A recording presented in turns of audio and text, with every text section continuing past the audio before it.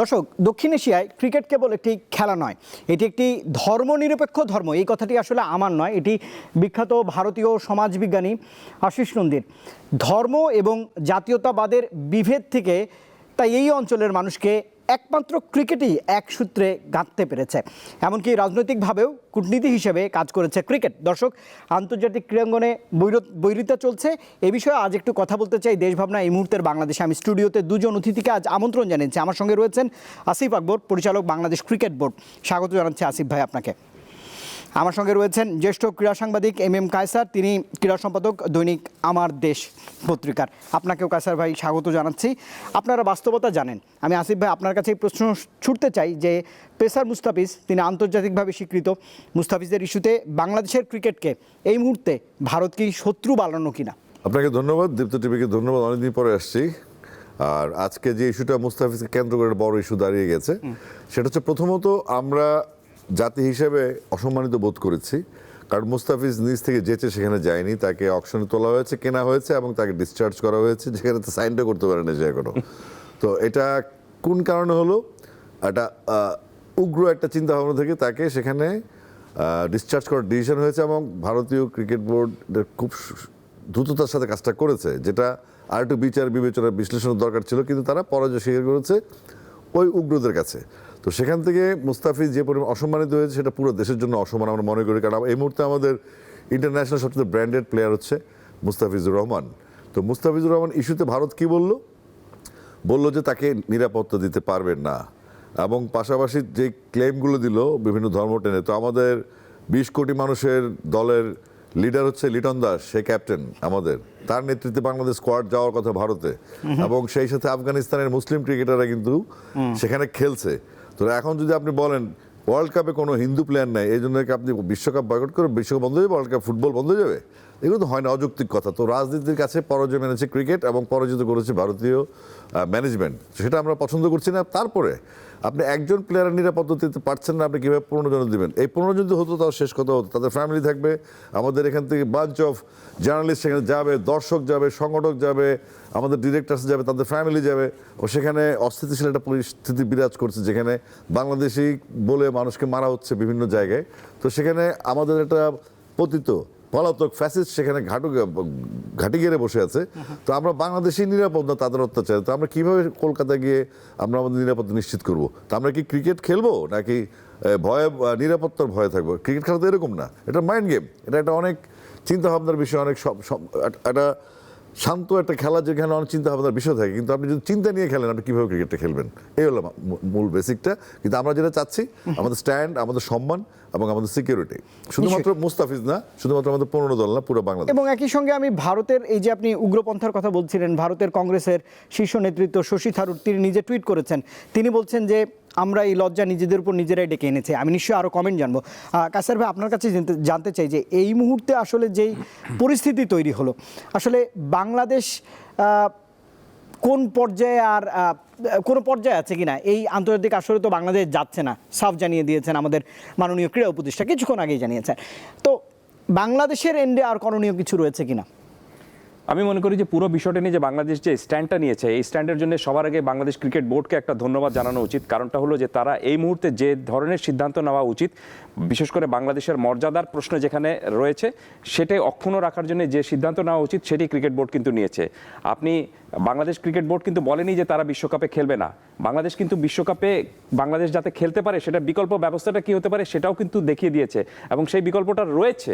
So এখন পর্যন্ত 30 দিন বাকি রয়েছে। 30 দিনের মধ্যে যদি আপনি সূচি রিলোকেট করতে না পারেন, তাহলে তো এটা আপনার ব্যর্থতা। আপনি যদি করতে চান তাহলে অবশ্যই করা যেতে পারে, কোনো সন্দেহ নেই।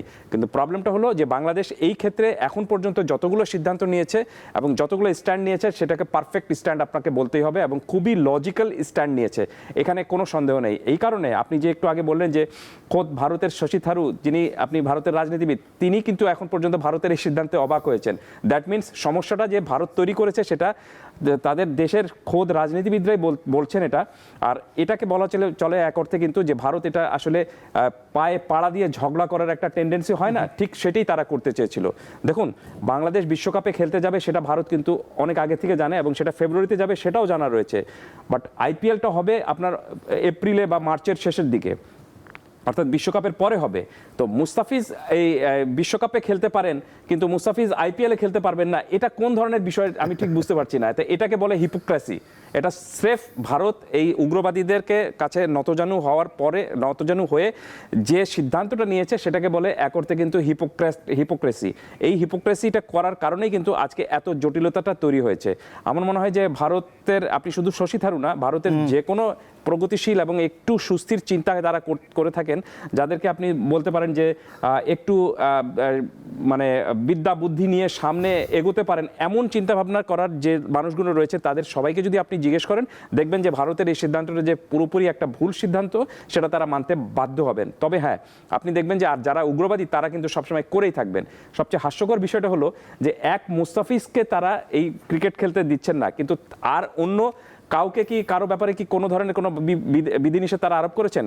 বাংলাদেশ থেকে তো প্রচুর আপনার সাংস্কৃতিক সেবীরা যারা রয়েছেন, সাংস্কৃতিক ব্যক্তিত্ব রয়েছেন, তারা সেখানে অভিনয় করতে যান, তাদের ব্যাপারে কি কোনো এক ধরনের প্রতিবন্ধকতা এনেছে এখন পর্যন্ত? সো এখানে শুধুমাত্র আমি যেটা বললাম যে তারা শুধুমাত্র বাংলাদেশকে একটু ছোট করার জন্যে, এবং তারা যে ইলজিক্যাল কিছু যুক্তি উপস্থাপন করেছে, সেই যুক্তিটাকে লজিক্যাল করার জন্য একটা হাস্যকর একটা যুক্তি নিয়েছে। এবং আমি শেষ করছি জাস্ট অন্য একটা বিষয়টা নিয়ে, যে বাংলাদেশ যে দেখুন, অনেকে হয়তো বলবেন যে বাংলাদেশ এটা খুব আবেগের বশে সিদ্ধান্ত নিয়েছে। আমি মনে করি না যে এটা এখানে আবেগের কোনো কিছু রয়েছে।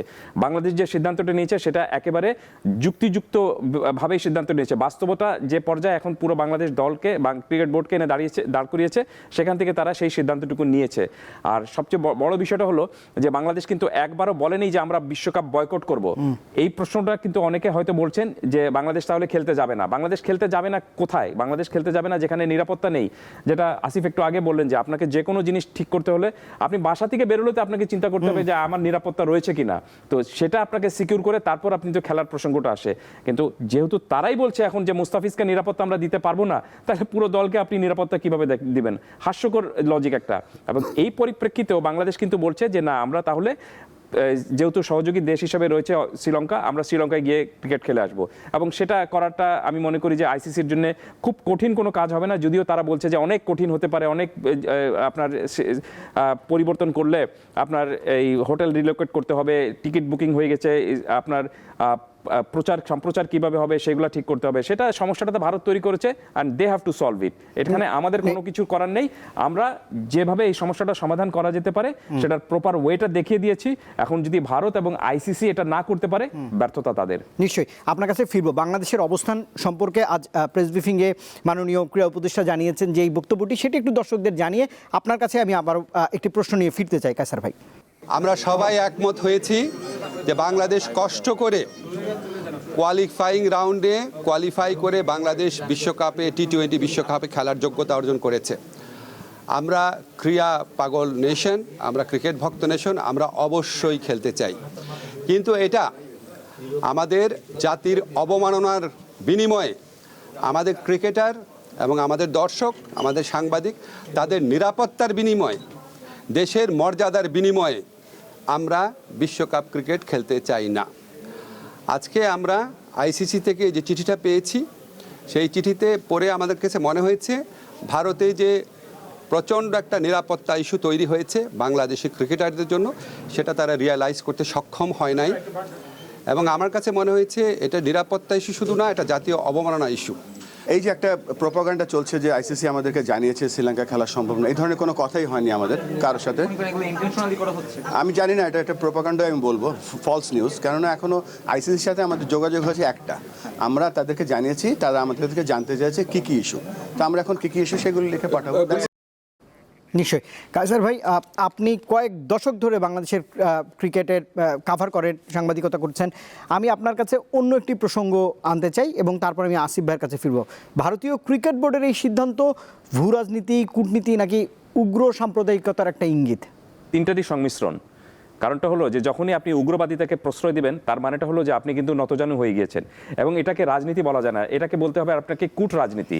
এবং এই রাজনীতি করে আপনি কখনোই কিন্তু মানুষের মর্যাদা অর্জন করতে পারবেন না। এই রাজনীতির মানেটা হলো যে আপনি অন্যকে ছোট করা।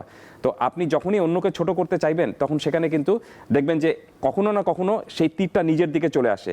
তো ভারত বাংলাদেশকে এই আপনার কূট রাজনীতি করে বাংলাদেশকে একটা ছোট দেখানোর একটা চেষ্টা করেছিল, কিন্তু এখন পুরোপুরি তীরটা কিন্তু তাদের দিকেই চলে গিয়েছে। আমি মনে করি যে এই বিষয়টা ক্রিকেট বোর্ডের আরেকটু আগে ভাগে যদি ক্রিকেট বোর্ড দিতে পারতো তাহলে দেখতেন যে আপনি এই যে ধরনের একটা মিডিয়ায় এক ধরনের আপনার রহস্যজনক বা একটা অন্য ধরনের নিউজ এসেছে, সেই নিউজটা হয়তো ওয়াইপ আউট করা হয়ে যেতে পারতো। আর আইসিসি কিন্তু এখন পর্যন্ত বলেনি যে আলটিমেট একটা সিদ্ধান্ত তারা দিয়ে দিয়েছে।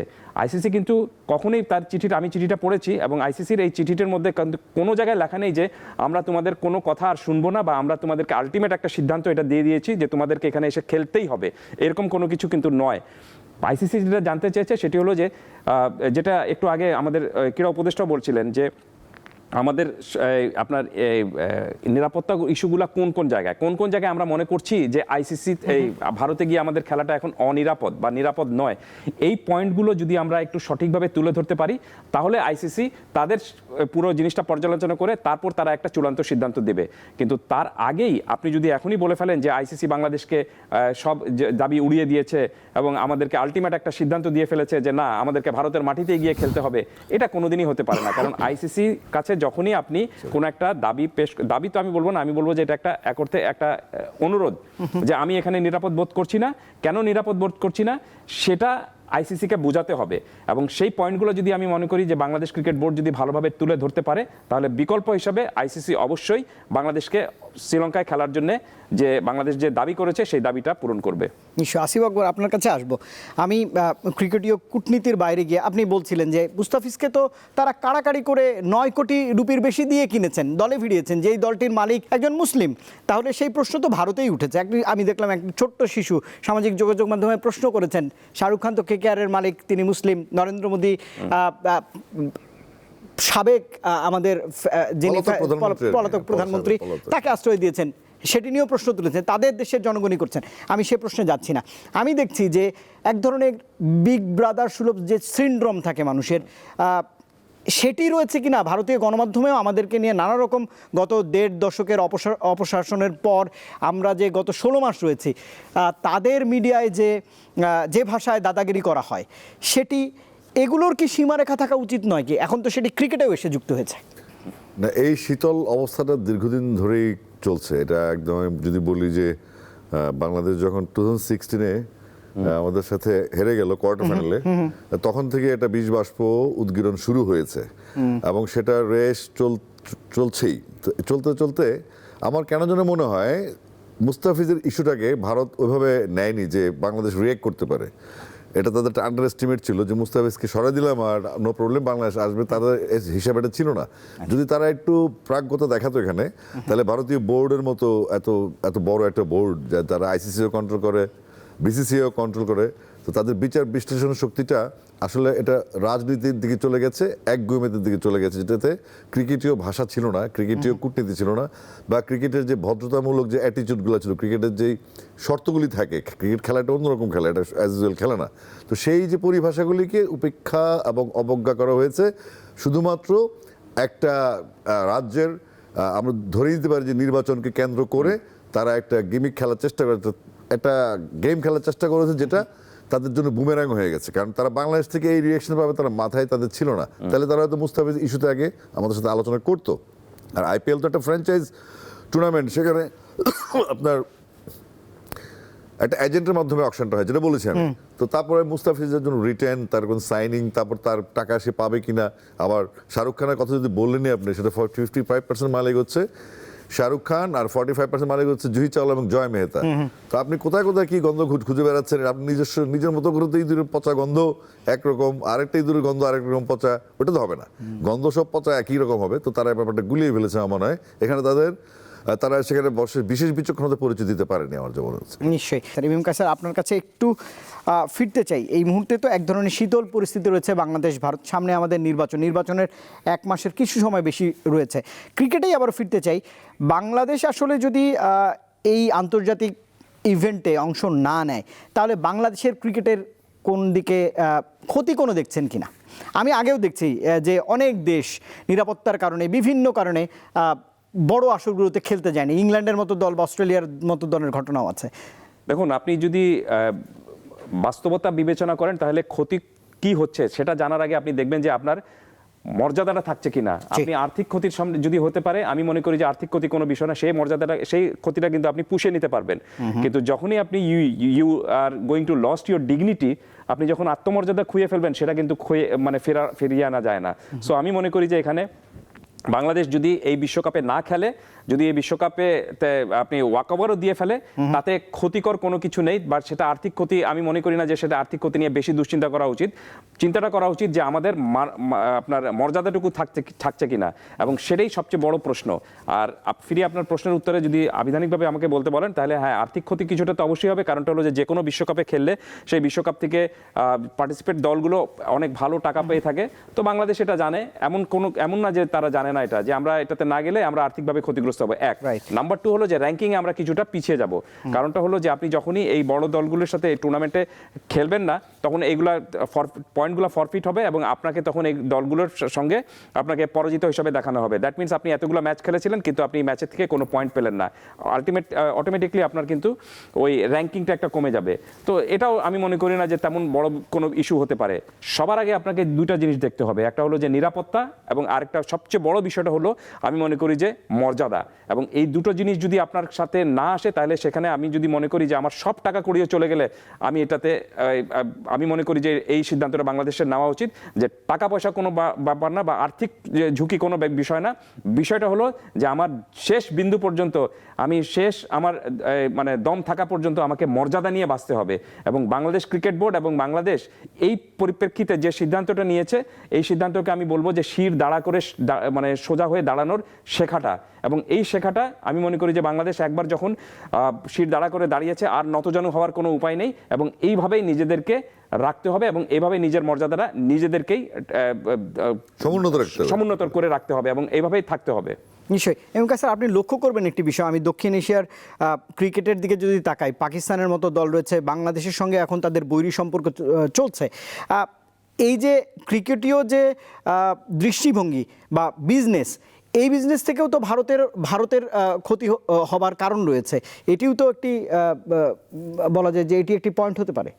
দেখুন, আপনি যদি সার্বিক পরিস্থিতি বিবেচনা করেন, তাহলে এখানে দেখবেন আপনি একটা শব্দ উচ্চারণ করেছিলেন যে দাদাগিরি। আপনি পুরো ক্রিকেট বিশ্বে ভারত একটা মোড়লগিরি করার একটা চিন্তা ভাবনাটা করেছে। আমি ব্যাখ্যায় বেশি দূর যাব না, শুধু একটা উদাহরণ দিচ্ছি আপনাকে। পাকিস্তানের সাথে তারা ক্রিকেট খেলতে পারে, কিন্তু পাকিস্তানের সাথে ক্রিকেট খেলে পাকিস্তান দলের যে ক্যাপ্টেন যিনি থাকেন, টস করার সময় তার সাথে হ্যান্ডশেক তারা করবে না, কথা বলবে না। এটা তো হাস্যকর একটা জিনিস হয়ে থাকে। এর চেয়ে হাস্যকর জিনিস আর হতেই পারে না। তার মানেটা হলো যে তারা দেখাচ্ছে যে তারা খেলছে কিন্তু তারা কারোর সাথে কথা বলবে না। তার মানেটা কি? যে আপনি তো যে খেলার যে স্পিরিট বা খেলার যে মূল জিনিসটা, খেলার স্পিরিট, কিন্তু খেলাটা হলো এমন জিনিস যে আপনি খেলা শুরু হওয়ার আগে হ্যান্ডশেক করবেন, এবং খেলা হওয়ার পর যে দল হারবে বা জিতবে সেটা বড় বিষয় না, আপনি সবার সাথে কিন্তু হ্যান্ডশেক করবেন। দ্যাট মিনস আমি যতক্ষণ পর্যন্ত খেলার মধ্যে ছিলাম ততক্ষণ পর্যন্ত এই লড়াইটা, কিন্তু যখন আমি খেলার থেকে বেরিয়ে আসলাম তখন কিন্তু আবার আমরা সমান এক হয়ে গেলাম।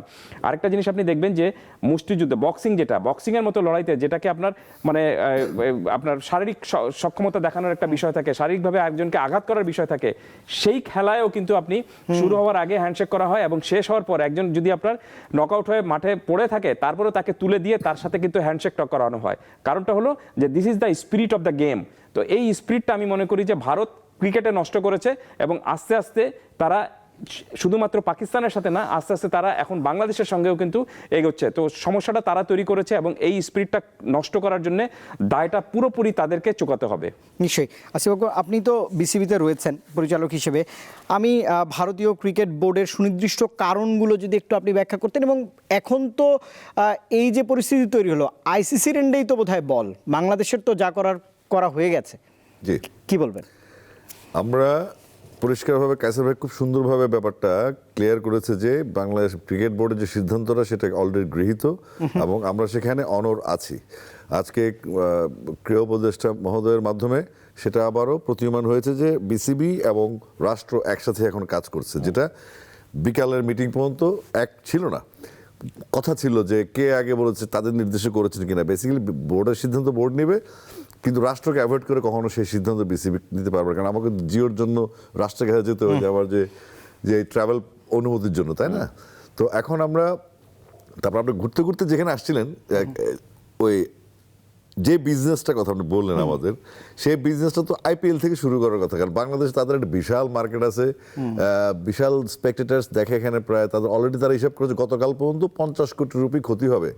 তারপরে মনে করেন এখানে ওদের 50 কোটি রুপি ক্ষতি হলে আমি একদিক দিয়ে খুশি যে আইপিএল কেন্দ্রিক যে জুয়ার বিস্তার বাংলাদেশের হাটে ঘাটে মাঠে সেটা অনেকটাই কমবে। সেখান আমরা থেকে সম্প্রচার হাজার পর্যন্ত হাজার বন্ধ কোটি টাকা রেখেছি। আমাদের সাশ্রয় হবে, এবং এই সম্প্রচার বন্ধ হওয়ার কারণে আমাদের অনেক ফ্যামিলি বেড়ে যাবে, আর্থসামাজিক অবস্থা ভালো হবে। তো সেই এফেক্টটা পড়ার কথা গিয়েছিল এপ্রিল মাসে, যেখানে আপনার টুর্নামেন্টটা আইসিসি টি-20 ওয়ার্ল্ড কাপ শুরু হবে। সেই অ্যাকশনটা কিন্তু শুরু হয়ে গেল ফেব্রুয়ারি মাস থেকে, অর্থাৎ জানুয়ারি মাসের রিফ্লেকশনটা দেখতে পাচ্ছেন। তো সুতরাং যেখানে আত্মমর্যাদার বিষয় থাকবে, প্লেয়ারদের সিকিউরিটির বিষয় থাকবে, এবং সবশেষে আপনাকে পাত্তা না দেওয়ার যে বিষয় থাকবে, যে আপনি সব কিছু, আপনার ভারতের লোক সংখ্যা 130 কোটি, পাকিস্তানের লোক সংখ্যা 21 কোটি, বাংলাদেশের 20 কোটি, শ্রীলঙ্কার 2.5 কোটি, ইংল্যান্ডের 6.5 কোটি, আর কোনো দেশে ওইরকম লোক নেই। তাহলে বাংলাদেশ কিন্তু বিগ স্টেক হোল্ডার, বাংলাদেশের বাজার কিন্তু অনেক বড়। বাংলাদেশকে থ্রেড করে আমরা কিন্তু, বাংলাদেশ প্রথম থেকে ধনী ছিল না, আমরা আইসিসি খেলার জন্য একসময় টাকাও ছিল না, এয়ার ফেয়ার ছিল না, লোন করে তাকে সহায়তা নিয়ে যেতে হচ্ছে, বা শহীল ভাই তখন ছিলেন, তিনি হেল্প করেছেন বিভিন্নভাবে। তো এখন বাংলাদেশ ক্রিকেট বোর্ড সচ্ছল হয়েছে, এবং বাংলাদেশ ক্রিকেট বোর্ড অন্যান্য ফেডারেশনগুলোকেও দেখে। বাংলাদেশ ক্রিকেট বোর্ড এখন মাঝখানে কিছু অনাস্থার সংকট থাকলেও এখন আস্তে আস্তে মানুষের আস্থার প্রতিষ্ঠানে পরিণত হচ্ছে। আর যেহেতু আমরা একটা স্বায়ত্তশাসিত প্রতিষ্ঠান, আমাদের সাথে রাষ্ট্রের একটা কম্বিনেশন থাকবে সিদ্ধান্ত নেওয়ার ক্ষেত্রে, কিন্তু যখন আমরা রাষ্ট্রের ভিতরে থেকে স্বায়ত্তশাসিত, প্লাস আমরা আরেকটা আইসিসি আমাদের মূল হেড যারা, তাদের আন্ডারে থাকে, তো আমাদেরকে ডিপ্লোম্যাটিক হতে হবে, কারণ আমাদের ফিউচার জেনারেশনের ফিউচার, পাশাপাশি বাংলাদেশ ক্রিকেটের যে ভবিষ্যৎ আর্নিং, আর বাংলাদেশ ক্রিকেট বোর্ড ভবিষ্যতে কী কী প্রবলেম ফেস করতে পারে এবং কতটুকু আক্রান্ত হতে পারে বা কতটুকু সুবিধা আমরা পেতে পারি, সব কিছুর একটা চুলচেরা বিশ্লেষণ কিন্তু আমাদের হয়েছে। বিশ্লেষণ হওয়ার পর আমরা প্রথম দেখলাম যে যত কিছুই হোক, লাভ হোক আর লস হোক, সেটা হয়তো একদিন আমরা প্রকাশ করবো, কিন্তু আমার প্লেয়ার যদি মারা যায়, আমার একটা জার্নালিস্ট যদি সেখানে স্যাবোটাজড হয়, আমার একটা দর্শকের যদি সেখানে একটা অরক্ষিত জায়গা, সেখানে বাংলাদেশের সন্ত্রাসীদের অভয়ারণ্য এখন ওই সাইডটা। তো সুতরাং আমরা তো সেখানে আমাদের দর্শক, সাংবাদিক, আমি তো নিজেই তো যাবো না, আমাদের ডিরেক্টরদের আজকে জিজ্ঞেস করলাম আপনি যাবেন না, আমি কখনো যাবো না। তাহলে অর্থাৎ যারা পরিচালনা করবে, যারা এই যে আম্পায়ার্স যাবে, আমাদের শুধু তো 15 জন প্লেয়ার মূল ইস্যু না, ওই 15 জনের মধ্যে কিন্তু কাসাবে স্পেসিফিক করছে যে ওই 15 জনের মধ্যে মুস্তাফিজও ছিল। তাহলে আপনি একজনে দিতে পারছেন না, 15 জনে কীভাবে দেন? আর আমার 10,000 লোকের যদি কোনো স্যাবোটাজ হয়ে যায়, দায়িত্ব কে নেবে? আপনি হ্যারাসমেন্টের শিকার হবেন। এত ভয়, এত অ্যাংজাইটি নিয়ে এত টুর্নামেন্ট, এটা উৎসবমুখর পরিবেশ থাকবে, এখানে যুদ্ধমুখর পরিবেশ আছে, এটা তো হবে না। নিশ্চয়ই। আমি একটু আপনার কাছে জানতে চাই, যখন আসলে এই ইভেন্টগুলো হবে, তখন তো মাননীয় প্রধান উপদেষ্টা বলেছেন 12 তারিখে আমাদের নির্বাচন, নিশ্চয়ই নতুন একটি সরকার দায়িত্ব নেবেন। এই যে পরিস্থিতি তৈরি হলো, আপনি তো বোর্ডে রয়েছেন, আপনি কি কোনো আশার আলো দেখছেন যে সমাধানের পথ খোলা আছে? আসলে আমরা তো এই সরকার কতদিন আছে, পরে সরকার কবে আসবে, বা এর আগে সরকার কে ছিল, সেটা আমাদের বিবেচ্য বিষয় না। আমাদের একটা ফ্রেম আছে, আমাদের আগে যারা বোর্ডে ছিলেন যদি তারা অনিয়ম করে থাকে, অনিয়ম করেছে, আমরা যদি অনিয়ম করে পরবর্তী বোর্ড বা অডিটেশন রিপোর্ট প্রকাশিত হবে। কিন্তু স্ট্যান্ডের ক্ষেত্রে রাষ্ট্রের সম্মান, রাষ্ট্রের প্লেয়ারদের সুরক্ষা, আমার যে বাংলাদেশ, আপনি জানেন ক্রিকেট পাগল জাতি, এবং আমাদের মিডিয়াতে এমন কিছু ছেলে পেলে, ওনাদের পরের প্রজন্ম, জুনিয়র প্রজন্ম, এত ট্যালেন্টেড জার্নালিস্ট, তারা গবেষণা থিসিস করে ক্রিকেটে, তারা 200 বছর আগের রেকর্ড নিয়ে নাড়াচাড়া করে। অর্থাৎ একটা প্রজন্ম, শিক্ষিত প্রজন্ম, ক্রিকেট প্রজন্ম কিন্তু বেড়ে উঠেছে বাংলাদেশে, এবং এটা কোনোভাবে এটা হেওয়া প্রতিপন্ন করার কোনো সুযোগ নেই যে বাংলাদেশ ক্রিকেট বোঝেন। আপনি মুখে অনেক ছোটো করতে পারেন, বাট আপনি যখন যোগ্যতার দিক থেকে আসবেন, আপনি যখন দেখবেন যে আমাদের মার্কেটটা কত বড়, কিন্তু আমাদের কী পরিমাণ ইনভলভমেন্ট আছে। আমাদের 20 কোটি মানুষের মধ্যে অন্তত 2.5 লাখ শিশু এখন খেলছে মাঠে, আমরা আরও ইনভলভ করার চেষ্টা করছি আরও 75 লাখকে। এই মুহূর্তে 5.5 লাখ প্লেয়ার প্রাক্তন এবং বর্তমান আছে। তো এই সমস্ত, এটা কিন্তু অনেক বড় মাপ, বড় সংখ্যা। তো এই সব কিছু হিসাব নিকেশ মিলে আমরা ইনফ্যাক্ট আমরা খেলতে চাই, খেলার আগে পরে যেগুলো টেবিল টক আছে, পলিসি টক আছে, যেগুলো ক্রিকেট কূটনীতি আছে, ক্রিকেট সংক্রান্ত যে সিদ্ধান্তগুলো আছে, সেগুলো এই টেবিলে বসে। আপনি বলেন মুস্তাফিজ খেলতে হবে না, ওকে বাইর করে দেওয়া, এটা ও হিন্দু, ও মুসলিম, ও শিখ, ও বুদ্ধ, এটা হবে না, আমরা মানি না, এটা পশ্চিমবঙ্গে চলবে না, এটা তো চলে না। এটা তো কোনো ক্রিকেটীয় ভাষা না, ক্রিকেট একটা জেন্টলম্যান গেম, এবং জেন্টলম্যান গেমের যিনি আইসিসি চিফ ছিলেন, বিসিসিআই চিফ, যিনি এখন আইসিসি চিফ, ওনারা বিসিসিআই চিফও বললেন যে না এটা হবে না। তাহলে অর্থাৎ আমরা কি ধরে নিতে পারি, বাংলাদেশকে নেগলেক্ট করতে করতে তারা এমন অবস্থায় নিয়ে গেছে, ভাবছে যে মানে টিস্যু পেপারের মতো ইউজড। বাট বাংলাদেশ এটা না। বাংলাদেশ 71 সালে যুদ্ধ করেছে, 52 ভাষণ করেছে এবং 24 জুলাই বিপ্লব করে দেখিয়েছে এই দেশ কিন্তু লড়াকু জাতি। আত্মমর্যাদা প্রশ্নে আমরা আপোষহীন। তো সেক্ষেত্রে আমরা কোন সরকার আসবে, কোন সরকার যাবে সেটা ওটার জন্য অপেক্ষা করছি না বা ওটা ভাবছি না। আমরা ভাবছি যে আমরা আমাদের স্ট্যান্ডে ঠিক আছে কিনা, আমাদের দেশের স্বার্থ, সম্মান, আমাদের প্লেয়ারদের নিরাপত্তা, আমাদের যারা ক্রিকেট এক্সপার্টিস যাবেন বা আমার দর্শক যারা আছেন তাদের নিরাপত্তা। আপনি জেড ক্যাটাগরি নিরাপত্তা দিবেন, আপনি কজনকে দিবেন, 10 জনকে দিবেন, তাই আপনার কোনো ইন্স্যুরেন্স আছে যে আমাকে $200 বিলিয়ন আমি জমা রাখলাম আমার প্লেয়ারদের কোনো অ্যাসল্ট হলে আমি ইন্স্যুরেন্স দিব? এগুলো অনেক ইস্যুস আছে। যদি আপনি স্টেডিয়ামে ঠিক করতে না পারেন এখন যে শিফট করবেন খেলাটা কলম্বোতে, ওই সিদ্ধান্ত নিতে আপনি হিমশিম খাচ্ছেন। আপনি 10,000 লোকের দায়িত্ব কীভাবে নেবেন, ইন্স্যুরেন্স কীভাবে দেবেন, নিরাপত্তার অ্যাসুরেন্স কীভাবে দেবেন আপনি? তো সেক্ষেত্রে আমি মনে করি বাংলাদেশ ক্রিকেট বোর্ড এবং বাংলাদেশ সরকার একটা পারফেক্ট সিদ্ধান্ত নিয়েছে, যেখানে চোখে চোখ রেখে অধিকারের কথা বলার অধিকার সবার আছে। এবং সেই পর্যায়ে আমরা দীর্ঘদিন পরে, আমি বোর্ডে আছি সেজন্য বলছি না, আমি বোর্ডের একটা পার্ট হিসাবে বা বাংলাদেশের সাধারণ মানুষের সেন্টিমেন্ট, সাধারণ মানুষের ক্রিকেট যারা ফ্যান, যারা ক্রিকেট পাগল, সেই সমর্থকদের পক্ষ থেকে বলতে চাই বাংলাদেশ একটা পারফেক্ট জায়গায় এসছে এবং এখান থেকে ভবিষ্যতের গল্প রচিত হবে ইনশাআল্লাহ। নিশ্চয়ই। এমএম কায়সার, আপনার কাছে একটু ফিরতে চাই। সেটা হচ্ছে, মুস্তাফিজকে তো দল কাড়াকাড়ি করে 9 কোটির বেশি রুপি দিয়ে কিনেছে।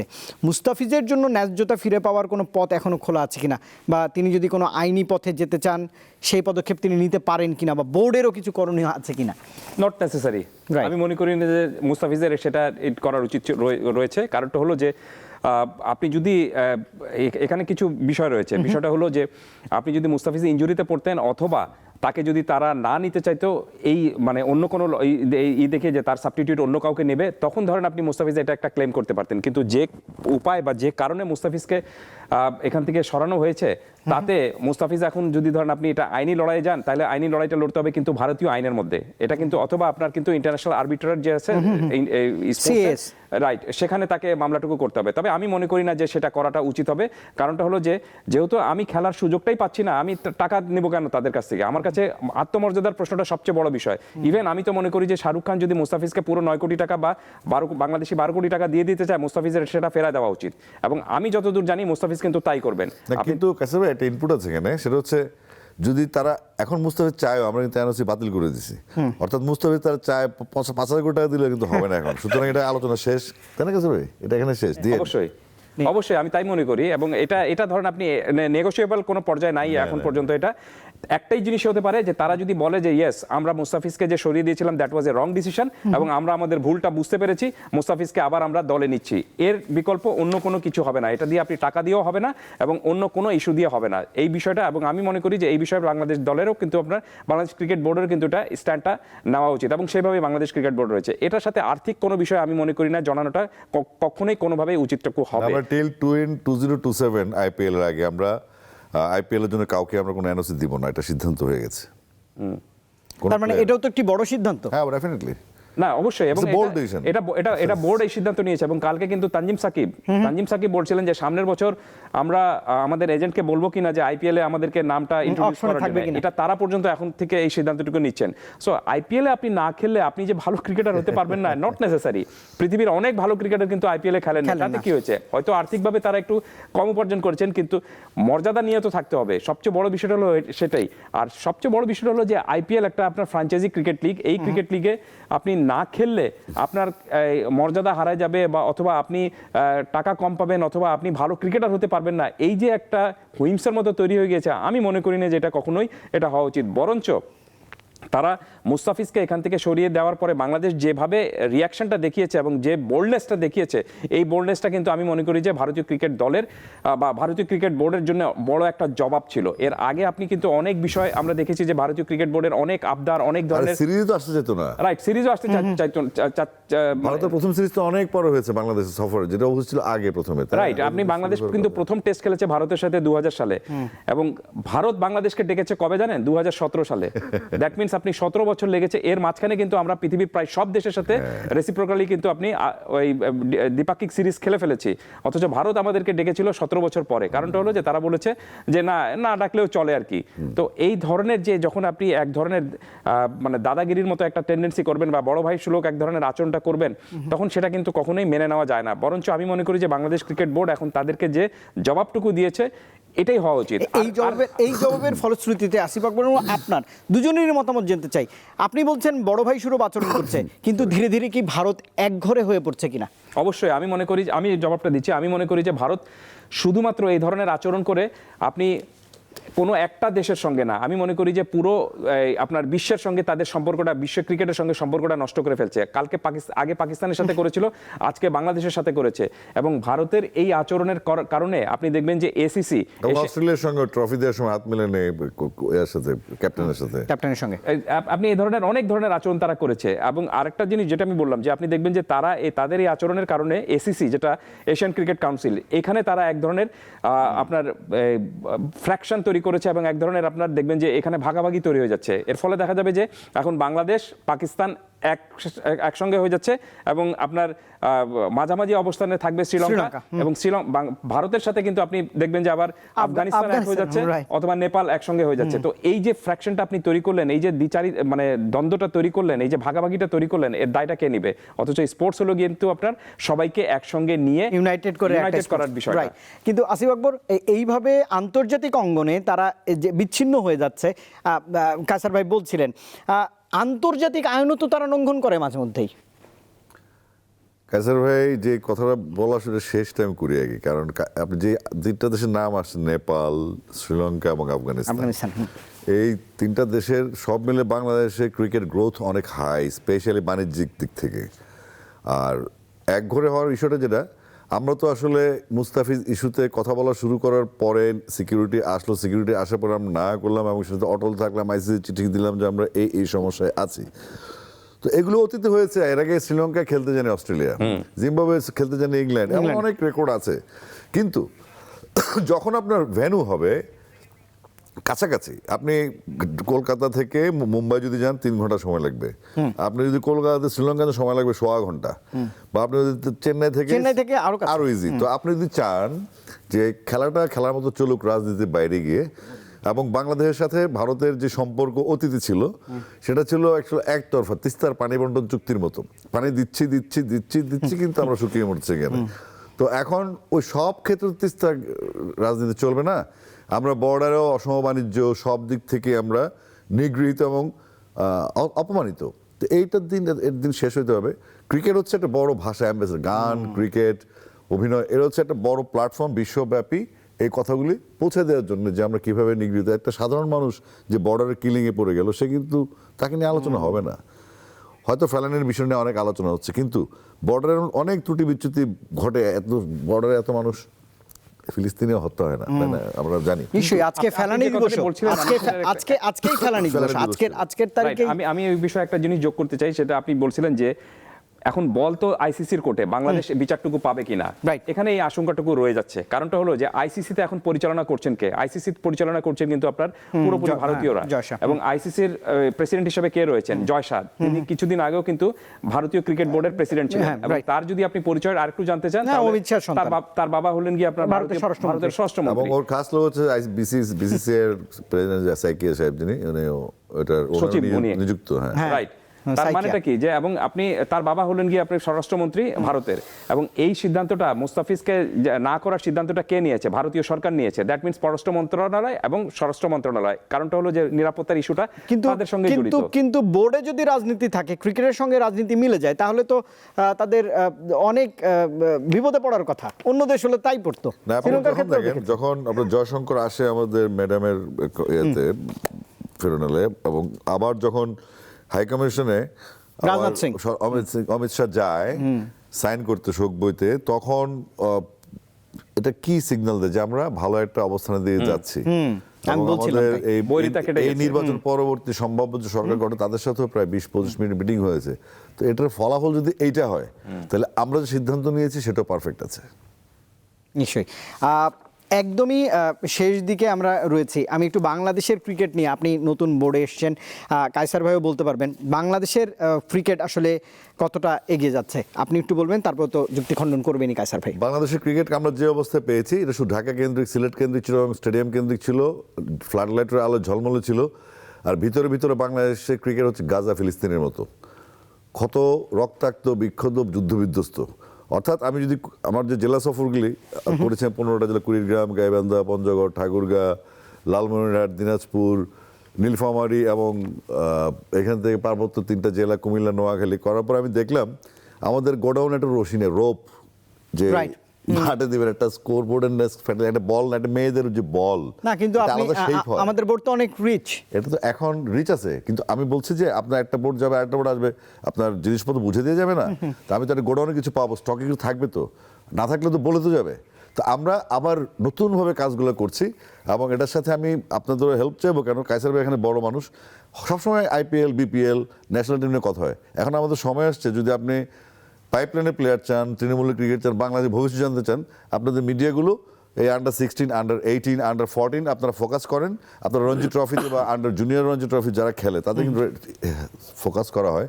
তো আমার মনে হয় মিডিয়ার বাইরেও বিসিবি না, বিসিবির বাইরে মিডিয়া না, আবার দুইটা মিলে বাংলাদেশ। তো সুতরাং আমাদের ফিউচার জেনারেশনের জন্য মিডিয়া ফোকাসটা একটু অন্যদিকে নিতে হবে। আমাদের রুট লেভেলের ক্রিকেটে মনোযোগ দিতে হবে, যেখানে অনেক দেখা যাচ্ছে ক্রিকেট খেলাটা হচ্ছেই না কোনোভাবে, বা আমরা অনেক ম্যানেজ করার চেষ্টা করছি, একটা রেশারেশি চলছে, কিন্তু সব খেলে আমাদের খেলতে হবে, খেলবে আমাদের বাচ্চারাই। তো সে একটা নীতিমালা আমি আজকে বলে আসছি ক্রীড়া উপদেষ্টা মহোদয়কে, যে আপনি আমাদেরকে দ্রুততম সময়ে একটা ইয়ার ক্যালেন্ডার দেন, যে কোন সময় আমরা ক্রিকেটটা খেলবো, কিন্তু ডেডিকেটেড ফুটবল মাঠ দেন, ওরা খেলুক। আপনি নীলফামারীতে একটা ডেডিকেটেড ফুটবল মাঠ দেওয়া হয়েছে ফুটবলারদের জন্য 1.5 বছর ধরে, তারা কিন্তু এখন পর্যন্ত একটা ম্যাচ খেলে নাই, তাহলে ওই ম্যাচটা আমাদেরকে দিয়ে দেন, সেটাও দিবে না। আমরা কুমিল্লা স্টেডিয়াম 1 বছর জন্য ফুটবল দেওয়া আছে, সেখানে এখন পর্যন্ত পিচের উপর প্র্যাকটিস চলে। আমরা আজকে বললো ম্যাচ ছিঁড়ে গেছে, ম্যাটে খেলা হচ্ছে না, এই ম্যাটে খেলা শেষ হয়েছে 8 হয়ে চলে। আপনি খেলবেন ইন্টারন্যাশনাল লেভেলে, আপনার লোকালের ফ্যাসিলিটিসটা কী, ওখানকার বাচ্চারা কী পাচ্ছে, মেয়ে ক্রিকেটার, সেই হকি বল দিয়ে খেলে, ছেলেদের বল দিয়ে খেলে। বাংলাদেশে এই মুহূর্তে মেয়েদের কোনো বলই নেই, এ হচ্ছে দেশের অবস্থা। তো আমরা সেটা নিয়ে কাজ করছি, বিসিবি আমরা একদম রুট লেভেল আমরা ক্রিকেটটাকে ডিসেন্ট্রালাইজ করে বাংলাদেশ চারিদিকে পৌঁছানোর চেষ্টা করছি। এবং যেহেতু আমি এজ গ্রুপের চেয়ারম্যান, তো এই গুরু দায়িত্বটা আমার কেউ দেয়নি, আমি নিজ থেকে সারা দেশ ঘুরে বেড়াচ্ছি এবং আমি মিডিয়াকে জোরপূর্বক, আমি ঢাকা ইন্টারভিউ দিই, আমি তো আসো রাঙামাটি আসো, ওখানে ইন্টারভিউ দিব, আমি আসো ফোকাস করি ওখানে, বান্দরবানে আসো। সুতরাং আমি আজকে এখানে এই দীপ্ত টিভির মাধ্যমে বলতে চাই, কায়সার ভাই এখানে আছেন, বড় মিডিয়া, আপনারা নিশ্চয়ই আপনারা একসাথে চলেন, থাকেন, কথাবার্তা বলেন, ডিসকাশন করেন। আমি চাইবো এজ লেভেলের টুর্নামেন্টগুলো আছে, যে আমরা 21 তারিখ থেকে শুরু হবে, অনূর্ধ্ব-18 final, Nepal team, Bangladesh team Nepal যাচ্ছে, অনূর্ধ্ব-17, আবার 16 টুর্নামেন্ট শুরু হচ্ছে 12ই জানুয়ারি থেকে। এগুলো একটু ফোকাস করেন, দেখবেন যে বাংলাদেশ ক্রিকেট নিয়ে ওই সিনিয়র দিনে কথা বলতে হবে না, সব ঠিক হয়ে যাবে। নিশ্চয়ই। আসিফ আকবর যেই কথাগুলো বলছিলেন ক্রিকেট নিয়ে, তাহলে সমস্যাগুলো তো চিহ্নিত, আপনি তো সেটি দেখছেন, সমাধানের জন্য কি পরামর্শ দিবেন? না, বাংলাদেশ ক্রিকেট যে জায়গায় থাকার কথা ছিল সেই জায়গায় কিন্তু নেই, পারফরমেন্স যে জায়গায় থাকার কথা ছিল সেই জায়গায় কিন্তু নেই বলেই কিন্তু এই সমস্যাগুলো আরো চোখে আঙ্গুল দিয়ে আমরা দেখতে পাচ্ছি। আমার কাছে মনে হচ্ছে যে সাংবাদিক হিসাবে যদি আপনি আমাকে প্রশ্নটা করেন যে বাংলাদেশ ক্রিকেটের সমস্যাটা কোন জায়গায়, আমি বলবো যে বাংলাদেশ ক্রিকেটের সবচেয়ে বড় সমস্যাটা হলো যে আমরা শুধুমাত্র একটা নির্দিষ্ট জোনের ক্রিকেট নিয়ে ভাবি, আমরা শুধুমাত্র ঢাকা কেন্দ্রিক ক্রিকেট নিয়ে ভাবি। আমরা কখনোই কিন্তু বাংলাদেশের যে 64টা জেলা রয়েছে, বাংলাদেশের যে 8টি বিভাগ রয়েছে, সেই 8টি বিভাগ নিয়ে ভাবি না, বাংলাদেশের 64টা জেলা নিয়ে ভাবি না। কিন্তু যখনই আপনি এই 64টা জেলার মধ্যে, আপনি 64টা জেলার সবগুলা করতে হবে নট নেসেসারি, কিন্তু আপনি যদি 50টা জেলার মধ্যে যদি ক্রিকেট লিগ ঠিকমতো চালু করেন, এখান থেকে দেখবেন যে প্রত্যেক বছর এখান থেকে 50 জনের মতো ক্রিকেটার কিন্তু তৈরি হয়ে আসবে। তো এটার দায়িত্ব কার, তৈরি করার দায়িত্ব কার? যারা সেই আপনার জেলাগুলো থেকে কাউন্সিলর হিসেবে আসেন, তারা শুধুমাত্র এসে ক্রিকেট বোর্ডে পরিচালক হন, রাজনৈতিক পরিচয় তো প্রভাবশালী হতো, কিন্তু দিস টাইম আমরা ইয়াং কাউন্সিলর পেয়েছি এবং আমরা চাচ্ছি আসলে আমাদের ক্রিকেটটা যেহেতু আমাদের জাতীয় পরিচয় বহন করে, ওয়ার্ল্ড রেড ফ্ল্যাগটা লম্বা করে রাখে, সেক্ষেত্রে আমাদের ক্রিকেটটা যেটা ইন্ডিয়া করলো, যে আমাদের ক্রিকেটের রাজনীতি বাইরে থেকে অন্তত খেলাধুলাটা চলুক, সবচেয়ে বড় বিষয়টা হলো কি যে আপনি যে এখানে কাজ করেন আপনার একটা অ্যাকাউন্টেবিলিটি রয়েছে, আপনি নিশ্চয়ই সপ্তাহে যে প্রোগ্রামগুলো করেন সেই প্রোগ্রামের একটা জবাবদিহি আপনার কাছে দিতে হয় যে নিশ্চয়ই। এটা এরকম ভাবে চলছে, এটা এরকম ভাবে চলছে। আমি মনে করি যে যেসব ক্রিকেট বোর্ডের যেসব পরিচালক যেসব জেলা থেকে আসেন তাদেরকেও এরকম একটা অ্যাকাউন্টেবিলিটির মধ্যে আনতে হবে যে আমি আমার এই এক বছরে ক্রিকেটকে, আমার জেলার ক্রিকেটকে কোন জায়গায় যাওয়ার কথা ছিল এবং কোথায় নিয়ে গিয়েছি, এই জবাবটুকু আপনি যদি বা এই জবাবদিহিতা যদি তাদের কাছ থেকে আনতে পারেন Exactly. তাহলে আপনি দেখবেন যে সেই জেলার ক্রিকেট নিয়ে তিনি চিন্তা ভাবনা করবেন। তিনি শুধুমাত্র ঢাকা কেন্দ্রিক হয়ে থাকবেন না এবং ঢাকায় যখন মিটিং হবে তখন তিনি সেখান থেকে এসে শুধুমাত্র সেই মিটিংয়ে অংশ নেবেন। এইটুক পার্টিসিপেট হিসেবে তাকে শুধু দেখতে চাই না, আমরা তাকে দেখতে চাই কার্যকর একজন আপনার অভিভাবক হিসাবে তার জেলার, যেহেতু তিনি দায়িত্ব নিয়েছেন তার জেলার এবং তার এলাকার বিভাগের, অতএব তার এই দায়িত্বটুকু পালন করতে হবে। সো এই জবাবদিহিতার আওতায় যদি আপনি বাংলাদেশের অন্যান্য জেলাগুলো থেকে যে যারা ক্রিকেট বোর্ডে এসেছেন পরিচালক হিসাবে তাদের কাছ থেকে যদি অ্যাকাউন্টেবিলিটিটা নিতে পারেন তাহলে আপনি দেখবেন যে যে সমস্যাগুলো আমরা দেখতে পাচ্ছি সেই সমস্যাগুলো ওয়াইপ আউট করা সম্ভব। আর আসিফ আকবরকে আমি ধন্যবাদ জানাচ্ছি একটা কারণটা হলো যে তিনি ক্রিকেটের সমস্যাটা কোথায় সেটা অনেক দূর বুঝতে পেরেছেন এবং বুঝতে পেরেছেন বলেই কিন্তু তিনি সেই তৃণমূল ক্রিকেটারদের নিয়ে কাজ করছেন এবং সেখান থেকে কিন্তু আমাদের ক্রিকেটারদের তৈরি হতে হবে, পেতে হবে। এই যে দেখুন আমাদের 5 জন ক্রিকেটার ছিলেন যে পঞ্চপাণ্ডব যাদেরকে বলা হতো, তারা এখন ক্রিকেট খেলছেন না, কিন্তু তাদের রিপ্লেসমেন্ট কি আমরা পেয়েছি? পাইনি। তো এই রিপ্লেসমেন্টগুলো কিন্তু আসবে কোথা থেকে? তৃণমূল থেকে। সো ক্রিকেটারদের এই যে তৈরি হওয়ার বিষয়টা, বা আপনি এক সাকিব চলে গেলে বা এক তামিম চলে গেলে আমাকে নেক্সট টাইম আরেক সাকিবের জন্য চিন্তা করতে হবে, এটা যতদিন না পর্যন্ত আপনি কাটিয়ে উঠতে পারবেন ততদিন পর্যন্ত আপনাকে এরকমভাবেই এইরকম বাজে পারফরমেন্স নিয়ে থাকতে হবে।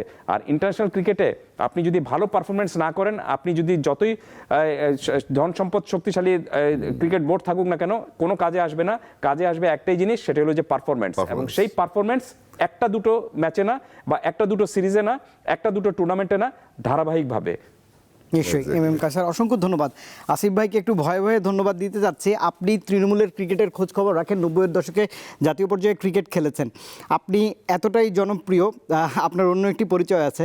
সাবাস বাংলাদেশ গানের 2 লাইন যদি আমাকে একটু শোনান। শিওর এটা আমি গাইতে চাই নিজ থেকেই। সেটা হচ্ছে এটার আমরা 2005-এ জিম্বাবুয়ে সফর উপলক্ষে আমরা বাংলাদেশের প্রথম ক্রিকেট থিম সং যেটা বিসিবি অফিসিয়ালি করেছিল, যেটার জন্য আমরা কোনো পারিশ্রমিক নেই, বরং আমরা যে বাংলাদেশের আজকে সাউন্ড বাজে এবং এই গান বাংলাদেশের মানুষকে কতটা ইউনাইটেড করে এটি বলার অবকাশ এই যে রাখে আজকে না। বাংলাদেশের সাউন্ড সিস্টেম, এটা কিন্তু এই গানটাকে উপলক্ষ করেই, এবং এটা পরবর্তী ভবিষ্যতে নিউজিল্যান্ড থেকে আমি কনসেপ্ট নিয়েছিলাম, পরবর্তী বাংলাদেশ দেন সারা বিশ্ব এখন এটা করে। এই গানটা লিখেছেন অভিনেতা সোহেল আরমান, কথা সুর সঙ্গীত করেছেন ইব্রাহিম টিপু। এটাই ছিল বাংলাদেশের প্রথম অনুমোদিত থিম সং। বেশ বেশ বেশ সাবাস বাংলাদেশ, যাও এগিয়ে আমার বাংলাদেশ, বেশ বেশ বেশ সাবাস বাংলাদেশ, যাও এগিয়ে আমার বাংলাদেশ, তাক ধিনা ধিং ধিং ধিং ধা, প্রাণপণে লড়ে যা, জয় হবে নিশ্চিত, দুঃখ ভুলে যা, বেশ বেশ বেশ সাবাস বাংলাদেশ, যাও এগিয়ে আমাদের বাংলাদেশ।